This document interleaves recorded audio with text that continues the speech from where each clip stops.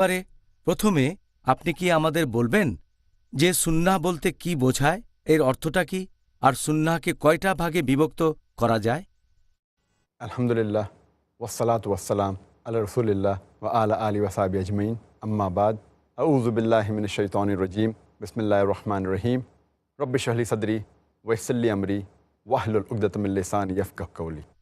সুন্নত শব্দটার শাব্দিক মানে পথ অথবা রীতি, আর আমাদের নবীর সুন্নাহ মানে নবীর দেখানো পথ অথবা নবীর রীতি। সুন্নাহ এই শব্দটার মানে নবী যা বলেছেন, করেছেন আর যাতে সম্মতি দিয়েছেন, আর সময়কালটা হচ্ছে নবুয়ত পাওয়ার পরবর্তী 23 বছর। তার মানে নবী যা বলেছেন, নবী যা করেছেন আর যেসব কাজে সম্মতি দিয়েছেন, সময়কালটা তার নবুয়ত পাওয়ার পরবর্তী 23 বছর। আর নবীর সুন্নাহকে 3 ভাগে ভাগ করা যায়। প্রথমটা হচ্ছে সুন্নতে কাউলি, তার মানে নবী যা বলেছেন। দ্বিতীয়টা হচ্ছে সুন্নতে ফাইলি, তার মানে নবী যে কাজগুলো নিজে করেছেন। তৃতীয়টা হচ্ছে সুন্নতে তাকরিরি, যার মানে নবীর মৌখিক সম্মতি। তাহলে আমাদের প্রিয় নবীর সুন্নাহগুলোকে প্রধানত এই 3 ভাগে ভাগ করা যায়। আচ্ছা, আপনি বেশ সুন্দরভাবে আমাদের বললেন। এখন আপনি কি আমাদের দর্শকদের জন্য আর আমার জন্য এই বিভিন্ন ক্যাটাগরির সুন্নতের কিছু উদাহরণ কি উল্লেখ করবেন?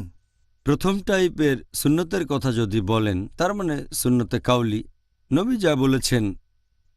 যেমন ধরেন মুহাম্মদ সাল্লাল্লাহু আলাইহি ওয়াসাল্লাম বলেছেন, সহিহ বুখারী খণ্ড নম্বর 1 বুক অব আজান হাদিস নাম্বার 631, নবী বলেছেন, তোমরা আমার মতো করে নামাজ পড়ো। আমাদের নবীর এটা নির্দেশ, নবীর মুখের কথা, আর মুসলিম হিসেবে আমাদের দায়িত্ব সেটা মেনে চলা। দ্বিতীয় টাইপের সুন্নতের উদাহরণ সুন্নতে ফাইলি, তার মানে আমাদের নবী যা করেছেন। এই হাদিসটা আছে যেমন ধরেন সহিহ বুখারীতে খণ্ড নম্বর 1 বুক অব আজান হাদিস নাম্বার 736।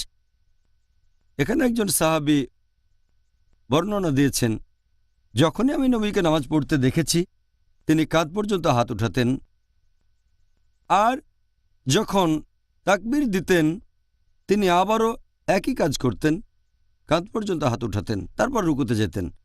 যখন তিনি উঠতেন তখন বলতেন সামি আল্লাহু লিমান হামিদা, যে আল্লাহ ইবাদতকারীদের দোয়া কবুল করেন, আল্লাহ সুবহানাহু ওয়া তাআলা। তারপর আবারও একই কাজ করতেন, হাত তুলতেন কাঁধ পর্যন্ত। তবে এই কাজটা তখন করতেন না, কাঁধ পর্যন্ত হাত তুলতেন না, যখন 2 সিজদার মাঝখানে তাকবীর দিতেন। তাহলে এটা নবীর একটা কাজ, সাহাবী কাজটা দেখেছেন, তারপর বর্ণনা দিয়েছেন। এটা হয়ে গেল সুন্নতে ফাইলি। তৃতীয় টাইপের সুন্নতটা হচ্ছে সুন্নতে তাকরিরি, নবী যেসব কাজে সম্মতি দিয়েছেন। এরকম একটা হাদিস আছে সুনান আবু দাউদে খণ্ড নম্বর 1 বুক অব সালাহ হাদিস নাম্বার 1262, যে একবার নবী ফজরের নামাজ পড়লেন, ফজরের নামাজের জামাতে ইমামতি করলেন। নামাজ শেষ হয়ে গেলে নবী দেখলেন যে এক লোক নামাজ শেষে উঠে দাঁড়ালো, তারপর আরও 2 রাকাত নামাজ পড়ল। নবী বললেন, ফজরের নামাজ তো মাত্র 2 রাকাত, তুমি আরও 2 রাকাত নামাজ পড়ছো কেন? সে বলল, আমি ফরজ নামাজ পড়ার আগে 2 রাকাত সুন্নত নামাজ পড়িনি, সেজন্য আমি নামাজটা এখন পড়ছি। নবী চুপ করে থাকলেন।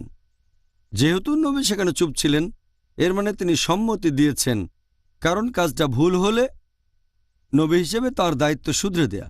যেহেতু চুপ ছিলেন তার মানে সম্মতি দিয়েছেন। এই হচ্ছে 3 ক্যাটাগরির সুন্নাহ, সুন্নতে তাকরিরি, যেটাতে নবী সম্মতি দিয়েছেন। এই 3 টাইপের সুন্নতের মধ্যে যদি সব হাদিসই সহিহ হয়, সবগুলো খাঁটি হয়, যে সুন্নতের গুরুত্ব সবচেয়ে বেশি সেটা হচ্ছে সুন্নতে কাউলি।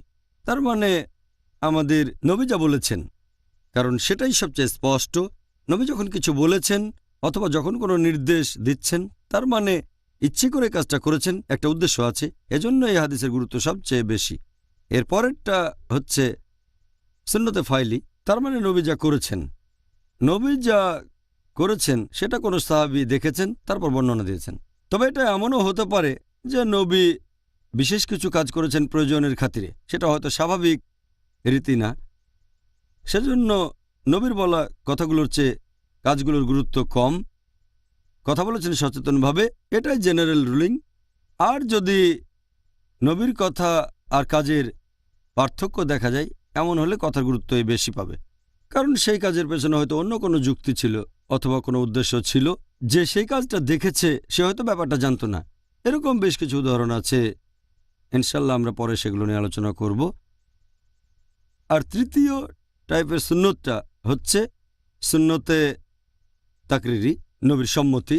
যদি তিনি চুপ করে থাকেন তার মানে সম্মতি দিয়েছেন, সেটার অনুমতি আছে।